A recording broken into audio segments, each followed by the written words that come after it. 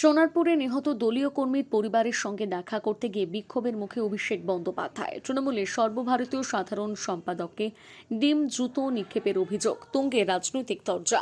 দক্ষিণ ২৪ পরগনার সোনারপুরে শনিবার তৃণমূল কংগ্রেসের সাংসদ অভিষেক বন্দ্যোপাধ্যায়কে ঘিরে ব্যাপক বিক্ষোভের পরিস্থিতি তৈরি হলো।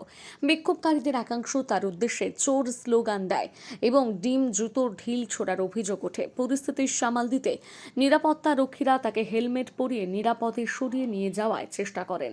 জানা গিয়েছে, নিহত এক দলীয় কর্মীর পরিবারের সঙ্গে দেখা করতে শনিবার বিকেলে সোনারপুরে যান অভিষেক বন্দ্যোপাধ্যায়। পথে কামালগাছি এলাকায় তাকে কালো পতাকা দেখিয়ে বিক্ষোভ দেখানো হয়, যদিও তিনি সেই বিক্ষোভ উপেক্ষা করে গন্তব্যের দিকে এগিয়ে যান।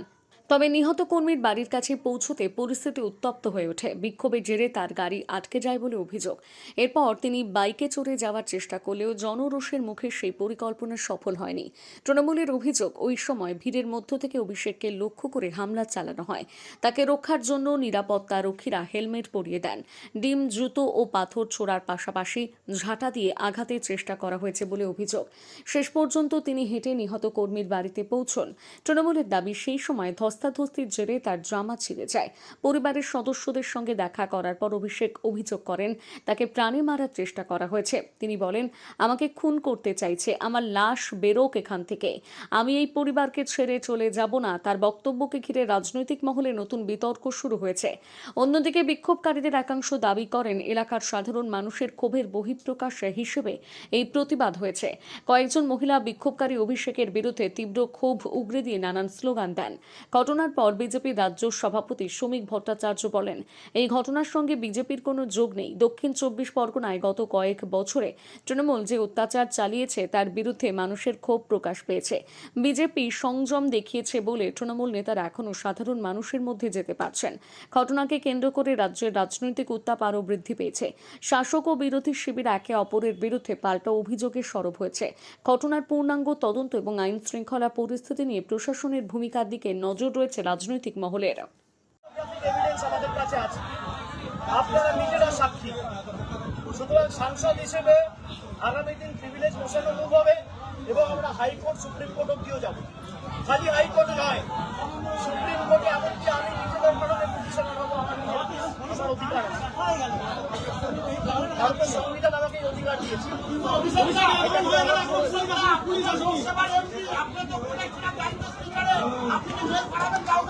আমি আশা রাখি না এদের থেকে। আমি আমার জীবনের থেকেও বেশি চিন্তিত সঞ্জুর মৃত বাবা মার জীবন নিয়ে। তাদের প্রাণের উপর যে প্রাণঘাতী হামলা হবে, আমি সেই কারণে এখন এখান থেকে বেরিয়ে যেতে পারি, আমি চলে যেতে পারি। কিন্তু আমি চলে যাওয়ার পরে একটা হবে এদের পুলিশ প্রশাসনের লোকেরা যদি থাকতো, আমি হয়তো বেরোতে পারতাম এদেরকে ছেড়ে। যে পুলিশের উপর ভরসা করে মৃত বাবা মাকে ছেড়ে আমি বেরিয়ে আসতে পারতাম। যতক্ষণ না ভোট শেষে যারা দোষী তাদের বিরুদ্ধে ব্যবস্থা নামে আমি এখান থেকে শুরু একজন শুরু। এই নির্বাচনের ফলাফল প্রমাণ করে দিয়েছে ঔদ্ধত্য এবং একদলীয় একচেটিয়া একাধিপত্যবাদ দীর্ঘদিন চলতে পারে না।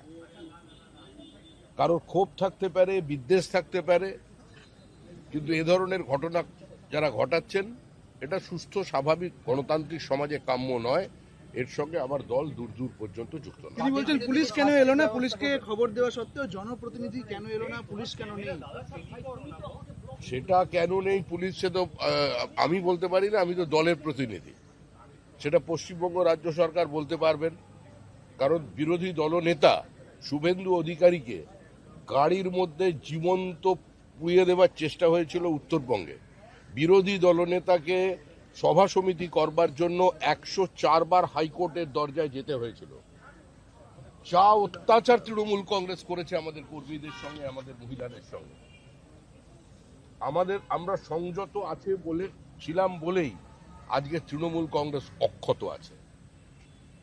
মায়ের সামনে ছেলে ভাত খাচ্ছে, তাকে গুলি করে খুন, মহিলাদের মাথা ন্যাড়া করে তাদের দিয়ে থুতু চাটানো, নৈহাটিতে পুরুষকে সম্পূর্ণ বিজেপি করার অপরাধে উলঙ্গ করে তাকে থুতু ফেলে চাটানো, বিজেপির হয়ে নির্বাচনে প্রতিদ্বন্দ্বিতা করার অপরাধে 5 লক্ষ টাকা জরিমানা দিয়ে বিধায়ক মানে পদপ্রার্থীকে তাকে বাড়ি ঢোকানো, অত্যাচার কিছু বাদ রেখেছে? সন্তোষ ট্রফি খেলা একজন ফুটবলার, বাগবাজার অঞ্চলে থাকেন, সুইগির জিনিসপত্র সাপ্লাই করে নিজের জীবন ধারণ করে, বিজেপির বুথে বসেছিল, মা অন্যের বাড়ির গৃহ পরিচারিকা, বাবা প্যারালিসিস, একজন প্রতিভাবান ফুটবলার, তার নখগুলোকে সারাশিদি উপড়ে নেওয়া হয়েছিল। যান দেখে আসুন, সেগুলো কভার করুন। তারপরে যে তৃণমূল কংগ্রেসের এই বিধায়ক আর মন্ত্রীগুলো অক্ষত আছে না, এটাই হচ্ছে বিজেপির কারণে আছে। আমাদের জায়গায় অন্য কেউ থাকলে, যদি তৃণমূল থাকতো, আজকের ক্ষমতায় আসতো, আজকে এখানে আমি দাঁড়িয়ে থাকতাম না, আমার 500 কর্মী খুন হয়ে যেত। আর যদি কংগ্রেস বা সিপিআইএম হতো, তাহলে আজকে যিনি বলেছেন বিবৃতি দেওয়ার অবস্থায় থাকতেন না, অনেক আগেই লিঞ্চিং এর শিকার হয়ে যেত। যে অত্যাচার দক্ষিণ 24 পরগনায় হয়েছে, 3টে সভাপতির গাড়ি ভাঙা হয়েছে, অকারণে যেভাবে মারধর করা হয়েছে মানুষকে, আমাদের ওখানকার প্রাক্তন জেলা সভাপতির কোমর চিরকালের জন্য সেটা নষ্ট করে দেওয়া হয়েছে। রূপা গাঙ্গুলি আমাদের দলের তখন মহিলা শাখার সভানেত্রী ছিলেন, কি করা হয়েছিল রূপা গাঙ্গুলির সঙ্গে দক্ষিণ 24 পরগনায়? ডায়মন্ড মডেল প্রচার করতে এলেন না কেন? ফলতাই যে নির্বাচন হলো, প্রচার নেই কেন? কোথায় ডিজে, কোথায় রবীন্দ্রসঙ্গীত? এসব আর রাজনীতিতে চলবে না। শান্ত থাকুন, ভদ্রভাবে প্রত্যেক রাজনৈতিক দলের কর্মীরা আচরণ করুন, হিংসা বর্জন করুন। পশ্চিমবঙ্গের রাজনীতিকে এই হিংসামুক্ত করবার জন্য মানুষ রায় দিয়েছেন। মানুষের আবেগকে, মানুষের ইচ্ছাকে মর্যাদা দিয়ে সবাই এ ধরনের কাজকর্ম থেকে বিরত থাকুন। ধন্যবাদ।